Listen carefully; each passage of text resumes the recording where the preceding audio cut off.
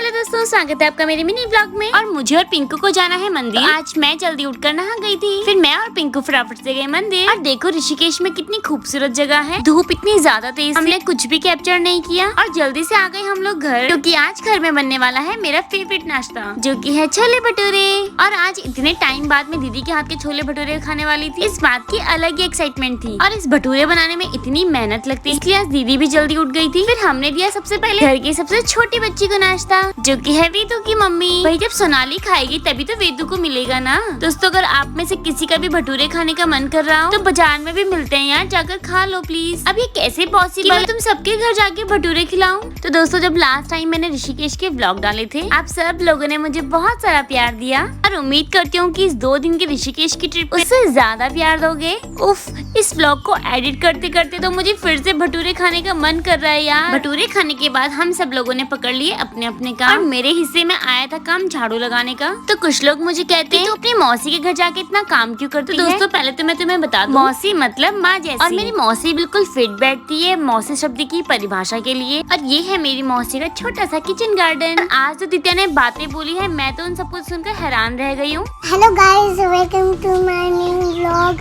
आज हम ऋषिकेश आए हैं सोने के लिए। हम रात को यहीं पे सोए थे, लेकिन हमने कल को आज इतना सारा खाया है कि मेरे पेट में गुदगुदी हो रही थी, मुझे इतनी पोटी आ रही थी। Welcome to my new vlog. आज हम ऋषिकेश सोने आए थे आज और कल को ही आए हैं हम, क्योंकि आज हमारा व्रत नहीं था। आज हमने छोले भटूरे खाए थे। हमने आज प्लान करा है क्या आज भी हम वो खाने जाएंगे कुछ वहाँ होटल में।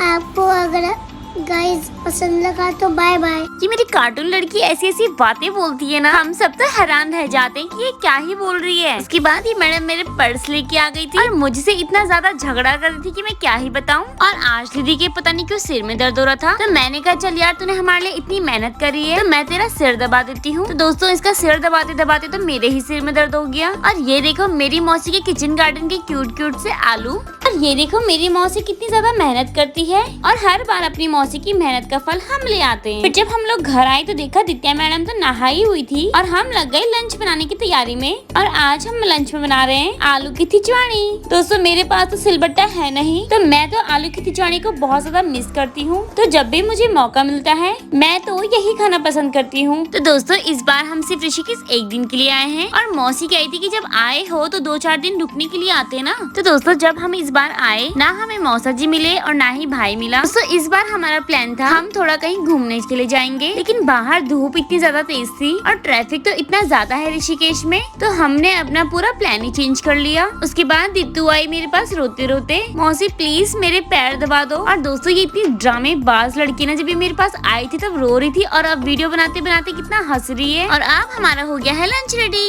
तो अब चलते हैं खाने की ओर। तो दोस्तों लंच में तो आलू की खिचवाड़ी मुझे बहुत ज्यादा पसंद है और आलू की खिचवाड़ी एक पहाड़ी डिश है। और दोस्तों आलू खींचने में ना मुझे बहुत ज्यादा मजा आता है। जो लोग मुझे पसंद नहीं होते मैं सबके नाम के आलू निकालती हूँ, उसके बाद उन लोगों को उस आलू में इमेजिन करती हूँ। और दोस्तों ऐसे तबीयत से खींचती हूँ ना मैं उन आलूओं को, मन को तसल्ली मिल जाती है। और ये देखो दोस्तों हमारी छोटी सी वेदू कितनी बड़ी हो गई है और ये हमारी 3 महीने की गुड़िया है। उसके बाद दित्तू हमसे गुस्सा हो गई थी क्योंकि दित्तू को वेदू को अपनी गोदी में लेना था और दित्या का टर्न ही नहीं आ रहा था। तो दित्या तो नाराज होकर अलग ही चली गई। फिर जैसे ही वेदू को अपनी गोदी में लेने का टर्न आया, दित्या तो बहुत ही खुश हो गई। जब ये ऐसे छोटे बच्चों से मिलती है तो ये तो अपने आप को ऐसी दादी समझती है, कहती है मैं तो अब बड़ी बहन बन गई हूँ। और ये देखो इसकी तो कार्टून पंती कभी भी खत्म ही नहीं होती, ये पूरा दिन इतना चार्ज रहती है, इसके सामने तो हमें टीवी की भी जरूरत नहीं पड़ती। और दोस्तों फिर ऐसे करते करते हो गई थी हमारा चाय का टाइम और आज हमने पी थी गुड़ वाली चाय।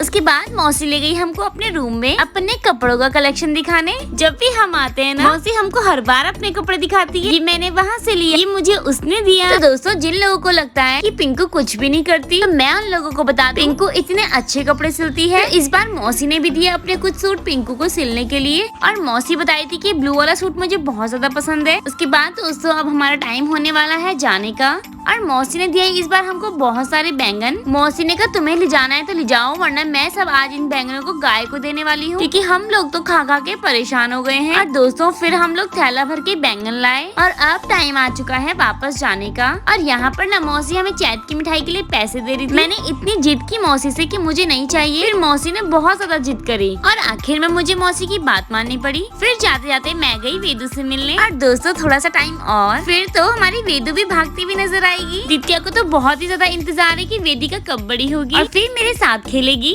और दोस्तों अब बारी है जाने की, तो इस व्लॉग को करते हैं यहीं पर एंड। फिर मिलेंगे नए व्लॉग के साथ। Bye bye.